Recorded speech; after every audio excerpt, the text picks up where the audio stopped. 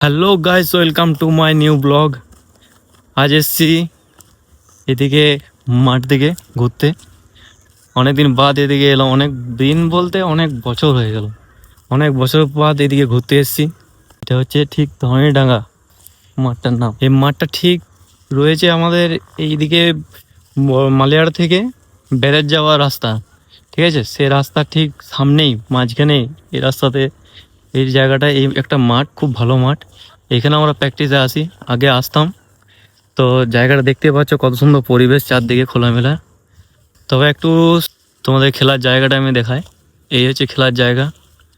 এইখানটাতে আমরা সব ক্রিকেট খেলতাম। এখনও অনেকে খেলতে আসে, কিন্তু এখন আমাদের আর কাজের সময়ের অভাবে আমাদের আর হয়ে ওঠে না এখানে প্র্যাকটিস করতে আসা।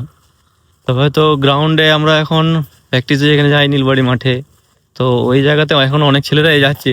দেখে খুব ভালো লাগছে যে অনেক ছেলেরা এখন যাচ্ছে প্র্যাকটিসে। তো আমি সবসময় এক জায়গাতে প্র্যাকটিস করি না, প্র্যাকটিস করি নীলবাড়ি মাঠেও করি, জোরধারে করি, তারপর এদিকে বরফনি রোডে, যেটা আমাদের মালিয়াড়া ব্যারেজ যাওয়ার রাস্তা, সেই রোডে করি আমরা প্র্যাকটিস।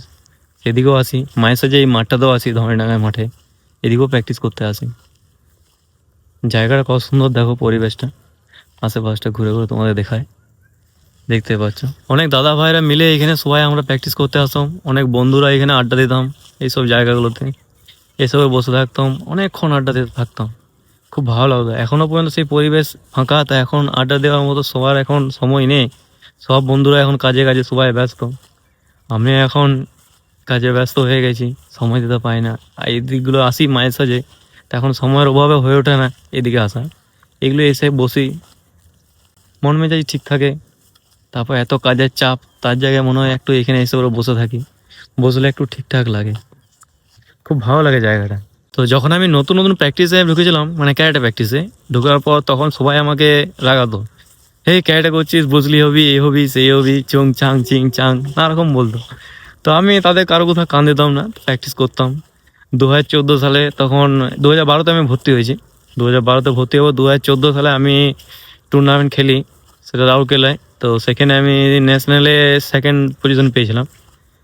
তখন থেকে সবাই, বন্ধু বন্ধু বন্ধু বলো বা এমনি পাড়ার লোকজন, আরও সবাই যারা যারা বলতো এই হবি ও হবি, এমনকি আমার বাড়ির লোক, সবাই তারপর থেকে নর্মাল হয়ে গেছে। কেউ আর কোনো কিছু আমাকে বাধা দিত না, কোনো কিছু না, যে না তুমি করো, কোনো অসুবিধা নাই, ভালোই নিস, তুই আমাদের গর্ব, হ্যাঁ না, এরকম অনেক কিছু বলতো।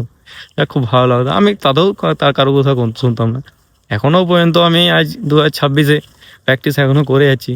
তো আজ এখানে, কালকে ওখানে টাইম দিই, সারাদিনে 1 ঘন্টা টাইম দিই আমি, যেমন করবো, সেটা সকালে হোক বা সন্ধ্যায় হোক বা যেটা বিকেলে হোক, একটা টাইম ফাঁকা হলেও করি।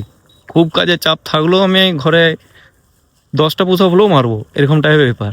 এখন এই ব্লগ বানাচ্ছি, ব্লগ বানানোর সময় এখন অনেকে নানা রকম বলে, এই তুই এখন ব্লগ বানাচ্ছিস, দেখছি ভিডিও ভালো লাগছে না, ভালো হচ্ছে ভিডিও না, খারাপ কেউ এখনো পর্যন্ত বলেনি, কিন্তু ভালো লাগে শুনতে। তো ব্লগ বানাচ্ছিস, এরকম নানা রকম বলে, আমি কারো কথা এখনো শুনি না। ঠিক আছে, টাটা, বাই বাই, দেখা হবে নেক্সট ব্লগে।